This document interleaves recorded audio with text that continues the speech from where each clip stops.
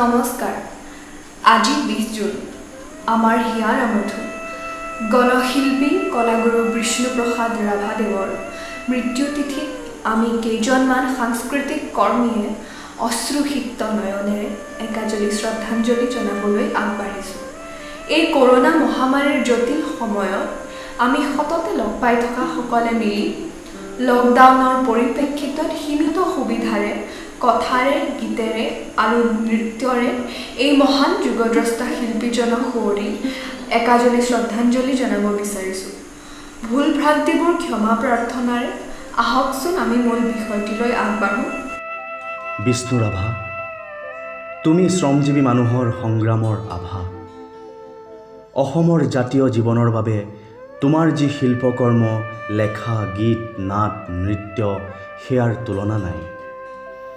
দেশৰ নিৰ্যাতিত নিপীড়িত জনতাৰ বাবে অসমৰ বৈচিত্ৰ্যময় থলুৱা সংস্কৃতিক তোমাৰ সৃষ্টিময়ী সাব্যসাচী হাতেৰে সুন্দৰ ৰূপত গঢ়িবলৈ কৰিছিলা জীৱন জোৰা সাধনা। পৰাধীন ভাৰতত তোমাৰ কণ্ঠ আছিল ছাত্ৰ অৱস্থাৰ পৰাই বজ্ৰ নিনাদী। স্বাধীনতাৰ পাছত কৈছিলা ইয়ে আজাদী ঝুট হে। তোমাৰ প্ৰাণৰ দেশৰ সৰ্বহাৰা দুখীয়া নিচলাৰ বাবে কল্পনা কৰিছিলা অৰ্থনৈতিক স্বাধীনতা। আপোচবিহীন আদৰ্শৰ কঠিন শিলত পতা ভাস্কৰ্য হৈ ৰ'ল তোমাৰ ত্যাগৰ জীৱন। ইমান কঠিন সংগ্ৰামৰ মাজতো তুমি গাইছিলা প্ৰেমৰ গান, সুন্দৰৰ গান।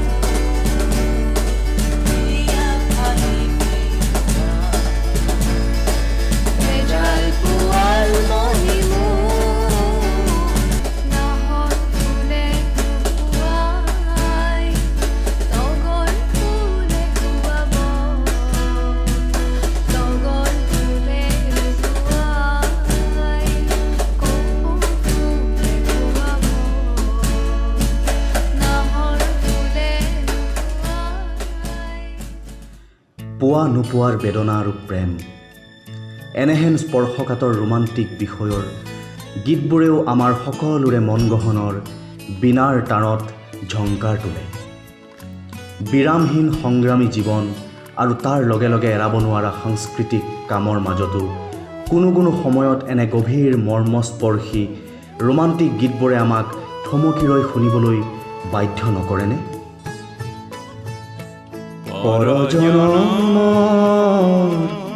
শুভ লগন।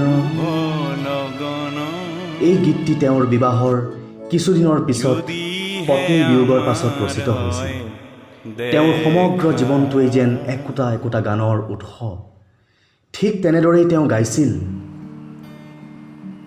মলয়া কানে কানে মনৰ বাতৰি আনে, মলয়া কানে কানে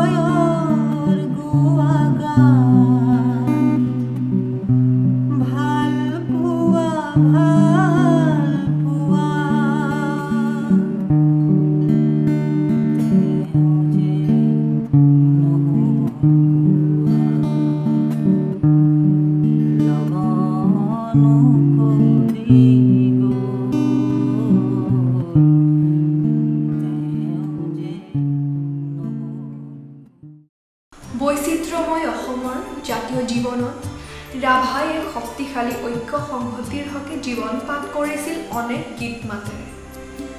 কেতিয়াবা কোনো সমাৰোহত ঐনিতম গাইছিল, কোনো অনুষ্ঠানত বাগুৰুম্বা গাইছিল বিহু।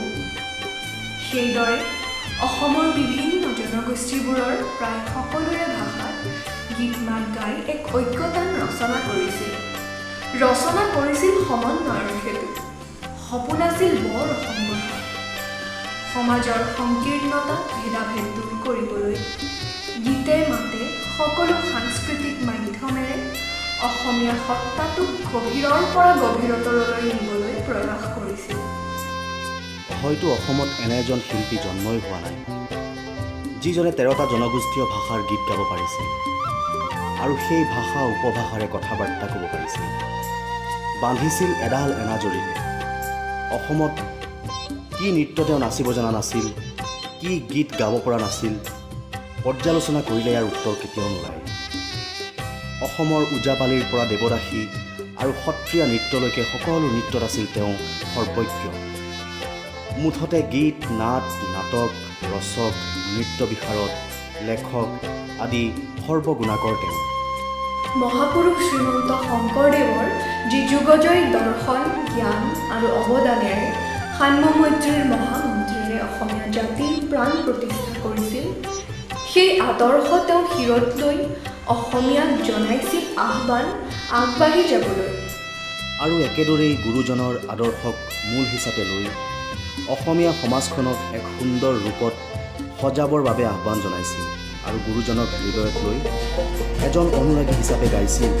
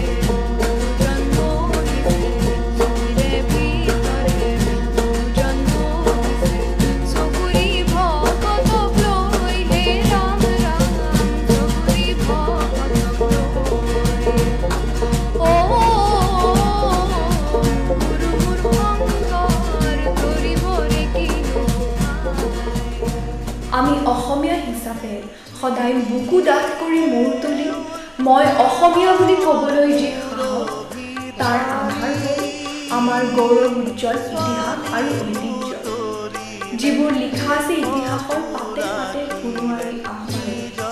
সেয়া যেন এটি গান নহয়, যেন হৃদয়ত বাজি থকা জীৱন্ত কাহিনী।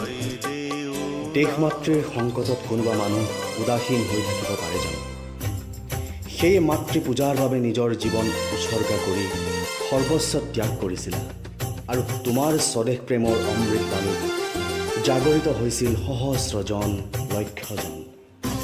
দেশমাতৃৰ পূজাৰ বাবে আকুল আহ্বান কৰি কণ্ঠত তুমি নিগৰাইছিলা সেই গান। আজি মন্দিৰ দুৱাৰ খোলা, মন্দিৰ দুৱাৰ খোলা, আজি মন্দিৰ দুৱাৰ খোলা, মন্দিৰ দুৱাৰ খোলা, মহে মিলন উৎসৱ মেলা, মহে মিলন উৎসৱ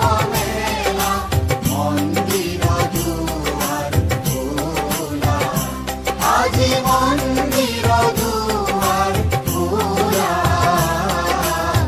মন্দিৰ দুৱাৰ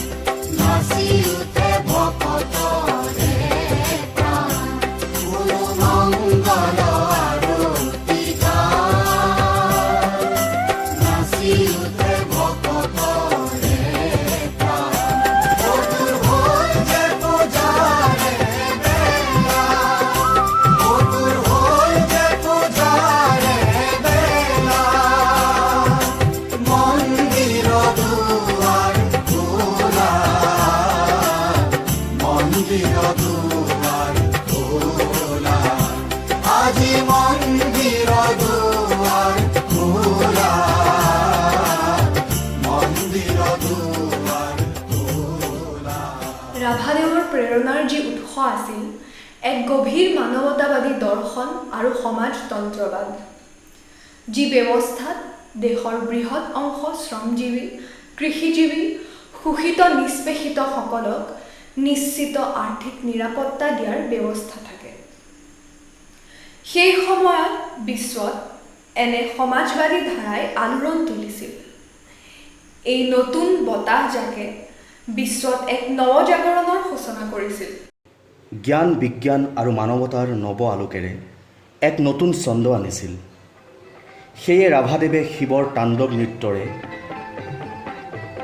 হাজাৰ বিজাৰ জনতাক আপ্লুত কৰিছিল আৰু ভাৰতবৰ্ষত বহু নৃত্যানুৰাগীৰ সৈতে গাইছিল আৰু নাচিছিল।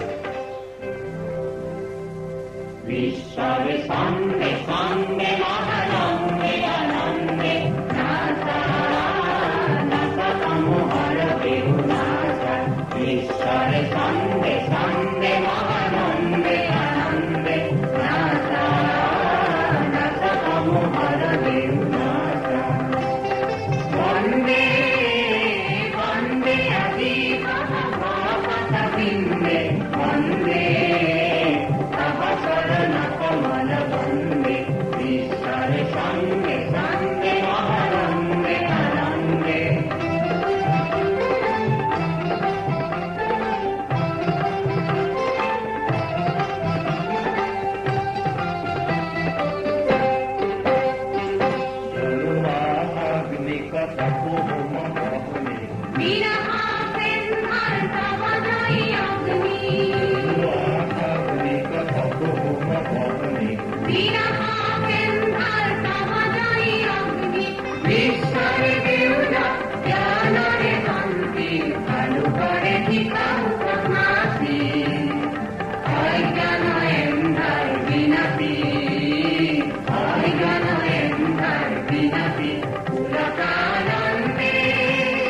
One day.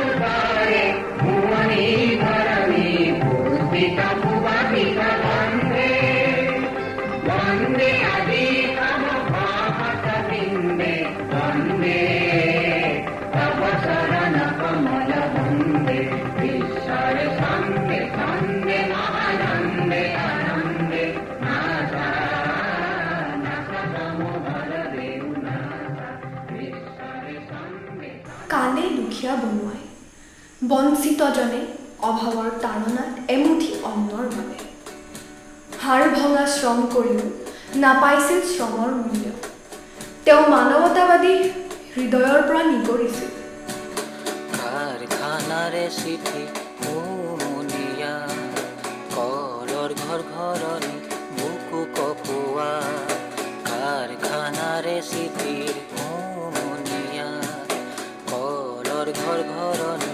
বুকু কপুয়া শুনি শুনি কাহর মাত কঠুয়া শুনি শুনি কাহর মাত কঠুয়া কান্দে দুখিয়া বনুয়া কান্দে দুখিয়া বনুয়া কারখানারে সিটির মুনিয়া কলর ঘর ঘরনি বুকু কপুয়া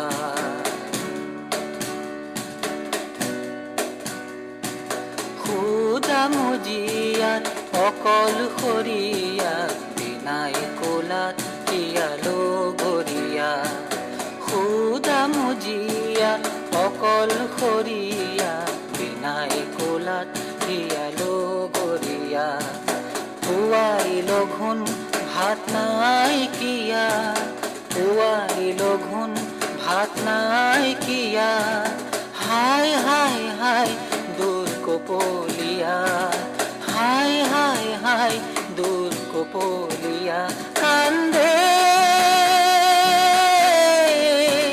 দুখিয়া বনুয়া কান্দে দুখিয়া বনুয়া কারখানারে সিটি মুনিয়া কলর ঘর ঘরনি বুকু কপুয়া কারখানারে সিটি মুনিয়া কলর ঘর ঘরনি বুকু কপুয়া সেই কান্দোনে তেওঁৰ হৃদয়ৰ নিৰ্ভীত কোণত আলোড়ন তুলিছিল আৰু মানৱ দৰদী মনে সহ্য নকৰিছিল আৰু পাহৰি গৈছিল যে তেওঁ এজন 2000 বিঘা মাটিৰ মালিক সম্ভ্ৰান্তৰ সন্তান আৰু তেওঁ নিজকে বিচাৰি পাইছিল সাধাৰণ বনুৱা শ্ৰমিক কৃষকৰ মাজত এয়াই হ'ল ৰাভাদেৱৰ মানৱতাৰ উত্তৰণ আৰু জীপাল মাৰ্গদৰ্শনত সৃষ্টি হৈছিল কালজয়ী গীত কবিতা য'ত আছিল শোষিতৰ শোষণ মুক্তিৰ পণ আৰু গাইছিল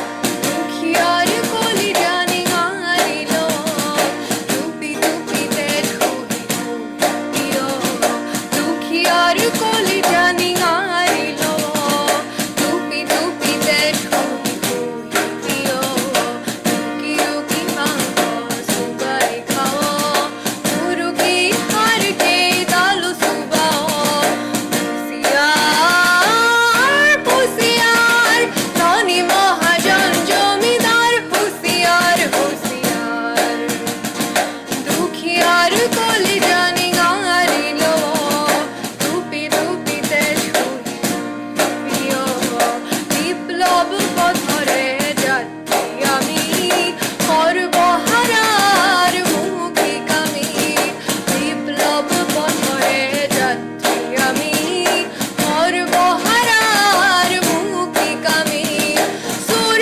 নকৰিম আমি সংগ্ৰামী দৰ্পধনীৰ বনমাৰ হুঁচিয়াৰ হুঁচিয়াৰ ধনী মহাজন জমিদাৰ হুঁচিয়াৰ হুঁচিয়াৰ স্বাধীন ভাৰতৰ ভগ্ন অৰ্থনীতি আৰু ইয়াৰ আগৰ সময়ছোৱাত ভাৰতত মহাজনী শোষণৰ বাবে ধনী আৰু দুখীয়া দুটা ভাগত ভাগ হৈছিল।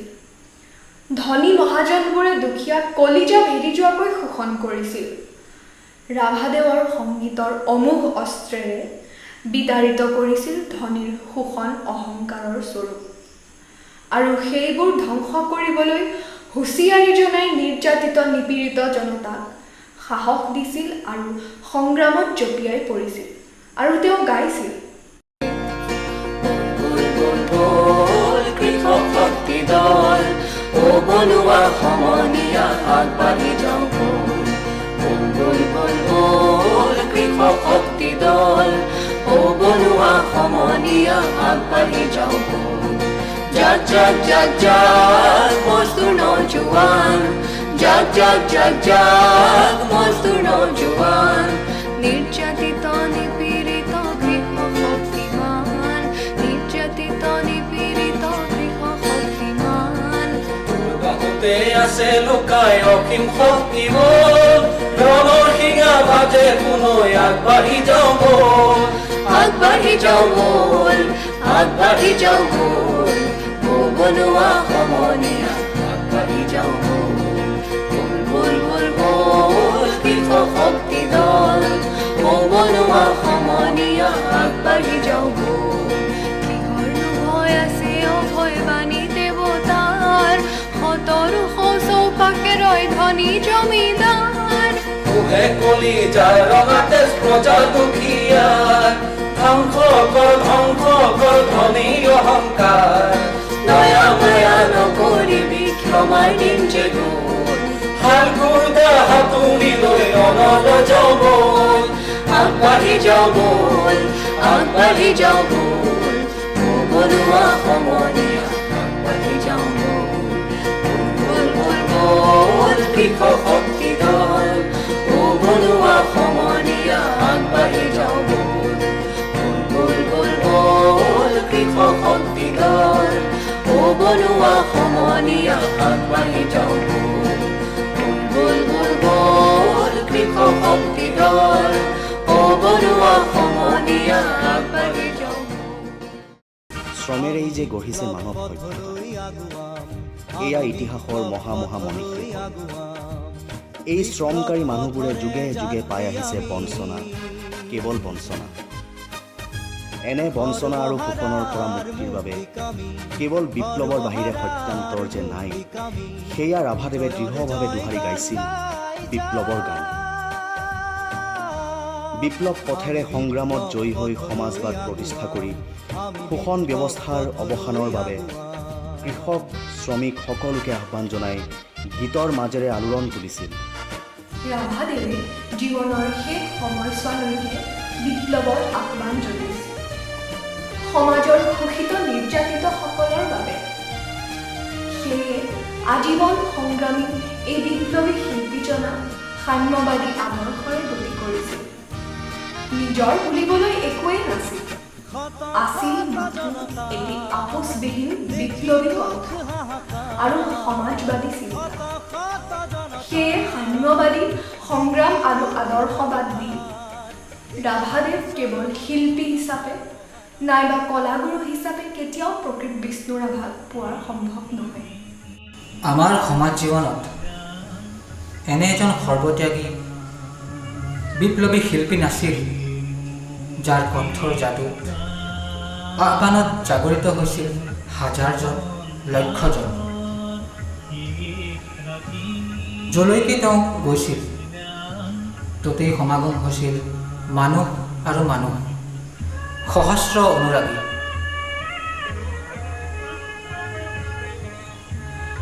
ইমানবোৰ বিষয়তে একে সময়ত গভীৰ জ্ঞান আৰু পাৰদৰ্শিতাৰে সমাজৰ হকে অৱদান আগবঢ়োৱা সৰ্বগুণাকৰ অসমৰ ইতিহাসত শ্ৰীমন্ত শংকৰদেৱৰ পিছত আৰু তেওঁৰ আগত নাছিল। সেয়ে তোমাক কোৱা হয় অসমৰ লিঅ'নাৰ্ডো দা ভিঞ্চি। তুলনাবিহীন ত্যাগেৰে সমাজক পংকিলতামুক্ত কৰিবলৈ কৰা ন্যায় যুদ্ধৰ অৰ্জুন তুমি। এয়াই আছিল তোমাৰ জীৱনবোধ, য'ত মৃত্যুকো লৈছিলা সহজভাৱে। যেন মহান কবিৰ ভাষাত ক'ব পাৰি, মৃত্যুটো এটা শিল্প, কঠিন শিলত কটা এক নিৰ্লোভ ভাস্কৰ্য।